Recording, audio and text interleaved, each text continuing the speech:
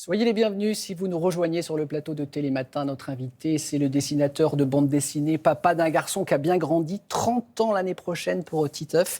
Et ce dessinateur, notre invité, c'est Zep. Bonjour Zep. Bonjour Zep. Bonjour. On va parler dans quelques minutes, bien sûr, de votre actualité, la sortie d'une nouvelle BD d'anticipation pour adultes. Ça s'appelle « Ce que nous sommes » chez Rue de Sèvres. Ça nous a passionnés, on a plein de questions à vous poser.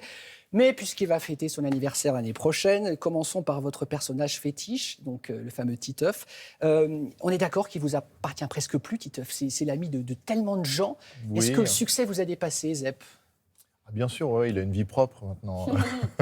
Je le retrouve, il y a des spectacles Titeuf, il y a évidemment des cosplays, énormément d'enfants qui dessinent leur propre page de Titeuf. Et moi, je trouve ça génial. Ça m'arrive souvent d'avoir des enfants qui viennent en dédicace et qui me racontent leur histoire préférée de Titeuf. Et ce n'est pas une histoire que j'ai faite. Ah, c'est génial. Donc, j'aime bien que le personnage devienne, pour finir, fasse partie de la vie quotidienne des gens et qu'on oublie que c'est un personnage de papier et qu'on pense qu'il devient un personnage qui existe vraiment. Alors, on a regardé dans les archives de la télé, on a retrouvé un reportage que le journal de France 2 vous a consacré il y a 22 ans. Regardez, c'était hier. Avec un crâne d'œuf et une plume d'autruche, voici ce que vous pouvez faire. Titeuf, un vrai personnage de BD. Et quel personnage!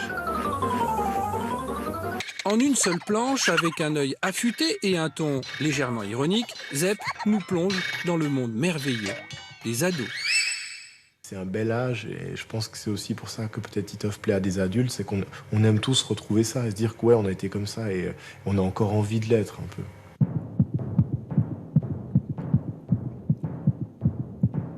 Moi, j'adore ce genre de gag, parce que j'ai l'impression que tout ce qui est justement cette curiosité autour du sexe à cet âge-là, elle est pas du tout perverse, elle est vraiment, c'est s'amuser, faire les garnements. Ça vous fait quoi de revoir les images Je constate que Titeuf a moins changé que moi. En fait. Il n'y a pas eu de lassitude de ce petit bonhomme et de au fil des années Non, jamais. Vous l'aimez toujours autant? Ouais, je l'aime toujours. Je l'aime toujours parce qu'il m'a emmené dans des endroits que j'aurais jamais imaginé. Je me suis retrouvé à faire du dessin animé, du cinéma.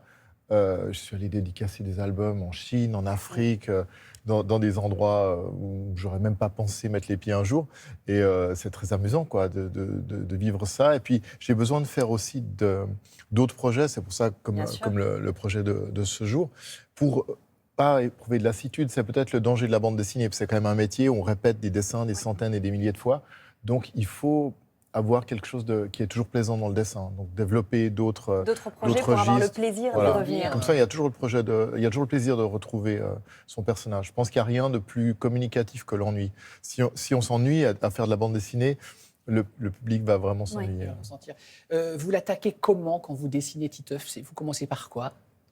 Alors ça dépend, quand je dessine comme ça pour une caméra ou en dédicace, je commence toujours par l'oreille, c'est mon repère. Ouais. Mais autrement, dans une bande dessinée, c'est un petit peu plus construit parce que je vais faire des croquis, je vais faire un crayonné, une mise en place pour avoir vraiment la bonne gestuelle. Quand c'est du dessin automatique, c'est un peu comme un tour de magie, on doit faire apparaître un dessin presque comme ça, spontanément. Donc, on a des trucs pour pas trop se rater. Vous disiez, en regardant le reportage, que vous trouviez que vous aviez beaucoup plus changé que Titeuf au fil des années. Mais est-ce qu'il a évolué, le trait de crayon, sur ce personnage-là? Oui, il a évolué, mais en fait, il a évolué beaucoup au début. Les premières années, on trouve en gros le design de croisière de son personnage. On l'apprivoise aussi. Et puis après, au fil du temps, il y a toujours des petites choses qui changent, mais qui sont moins manifestes. Je dirais que les 5 premières années, ça a beaucoup changé. Et les 25 qui suivent, moi, je vois ce qui a changé, mais ce n'est pas très spectaculaire pour le public. On va parler donc dans quelques minutes de votre nouvelle BD. Et on découvre que l'un des personnages de cette nouvelle BD, vous vous êtes inspiré de votre propre fils. Mais du coup, Titeuf, lui, il vient d'où? Comment il est né? Je ne sais pas si les gens le savent, en fait. Titeuf, c'est pas mon fils. J'imagine. On m'appelle toujours le papa de Titeuf. Vous seriez beaucoup trop jeune.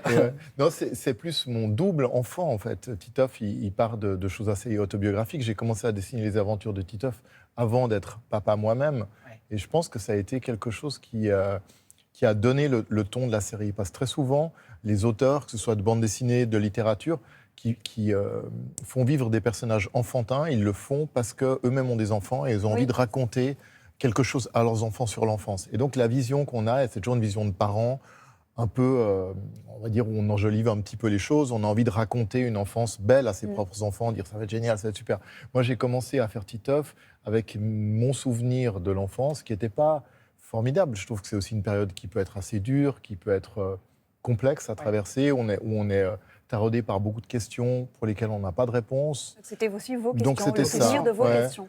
Pour moi, c'était une manière de prolonger une enfance, enfin de retrouver une enfance, de la prolonger, puis de réparer certaines choses.